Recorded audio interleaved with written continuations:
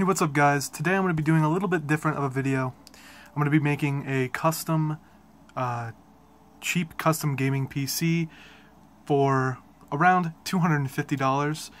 And I've seen a lot of people do these videos recently, and I decided, I've been building computers for a couple of years, I'm going to try it. So I had some ups and downs, probably more on that in a different video, but for now I'm just going to introduce you to the computer, all the parts, and then run some benchmarks to see how it fares. So let's get to it. So the first thing I did was browse eBay in search of old, preferably 2nd gen i5 pre-built systems. It's pretty easy to find by just typing in i5 desktop and then searching based on buy it now and lowest total price first. I then looked for the best component to price computer I could find based on what it had, such as, you know, the CPU, the RAM, and the storage. Usually they do not come with a graphics card. Along with making sure it's not a small form factor, which is usually indicated by SFF. But if you would like to build a cheap gaming computer with one of these, you can, but you'll probably need a low profile card that can run off of the motherboard's power. So it would probably be good to look up the wattage that the motherboard inside of the computer can handle. So I found a Dell Optiplex 790 MT, or that stands for mini tower, which is big enough to fit a full-size card, but you should probably make sure how long your card is because it might be too big to fit in the case, but most mid-range cards should be fine. The Optiplex 790 MT had a i5 2400, 4GB of DDR, 1333 MHz RAM, but no hard drive. So I went through eBay and I found a component I needed. So 4GB of RAM, 1TB hard drive, a power supply, because I was going to buy a better graphics card and a graphics card. It was pretty easy to find all the components. It didn't take too long, just like about an hour of searching on eBay. I had to switch a couple of the components around, which you'll see later in the video, and I'll explain that later. But other than that, let's get into the parts for this computer. So the power supply I bought was a Corsair GS600 80+ bronze certified unit that actually, when I was building the computer, caught fire and it unfortunately killed my motherboard. So I had to replace the motherboard and the power supply. The power supply is now a EVGA 600B 80+ bronze unit. The GS600 was on eBay used and it was tested working, but it came from Goodwill, so it probably wasn't working. They just tested it with like a voltage thing or something. The GS600 was $37. After the refund, I decided to spend a little extra. I got the EVGA power supply for $53. It wasn't the best price, but I had bought another power supply before this one that was brand new. It was a Thermaltake power supply, and it died. At that point, I was pretty sick of just getting screwed up power supplies, so I just decided to spend a little extra for a better power supply, and it's probably one of the more important parts for your computer to make sure you get a good one of, especially on one of these pre-built systems. Next up is the RAM. I bought some basic 1333 MHz RAM. It was 2 sticks of 2GB because I already had 4 in the computer of the same kind. Or well, at least it was a different brand, but it was 2 sticks of 2GB. I had trouble getting them to work, so I bought some Crucial DDR3, same megahertz RAM from CEX, but it was 2 sticks of 4GB, and it seemed to work fine. I'm not really sure what happened to the RAM. Maybe the original motherboard, when it got fried, screwed them up, but I was having some problems with the actual slots with the other RAM sticks, but when I put these one in, I had no problem at all. And they cost $20. Next up for storage, I just bought a $20 Hitachi 1TB hard drive, but then I accidentally killed it by unplugging it while the system was on. Did not realize it was on, and yep. So then I had to replace it with a Western Digital drive that I got from CEX for $25. As I said before, the CPU installed on this pre-built is an i5 2400, which runs at 3.1 GHz.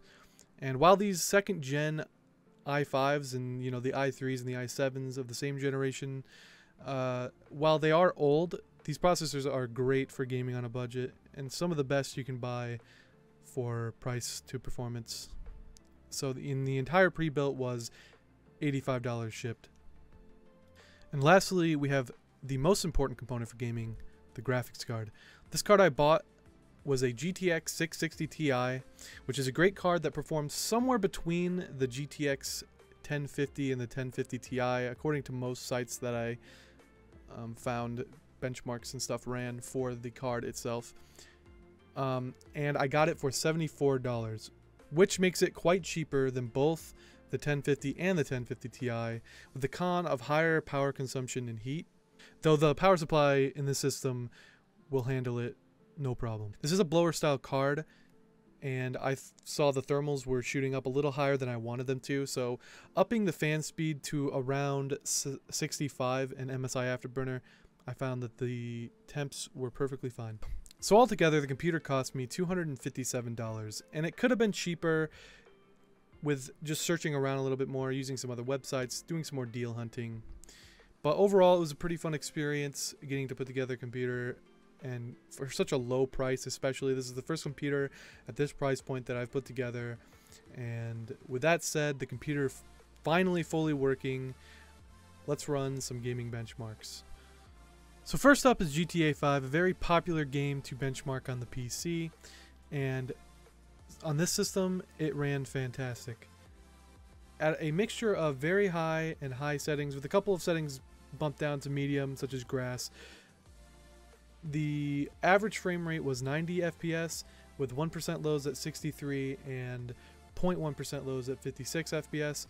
I didn't notice any stuttering, any kind of FPS drop while I was playing. I played for around 20-30 minutes, played through the opening, played through the beginning missions, and I had no problems. And overall, just a very great experience.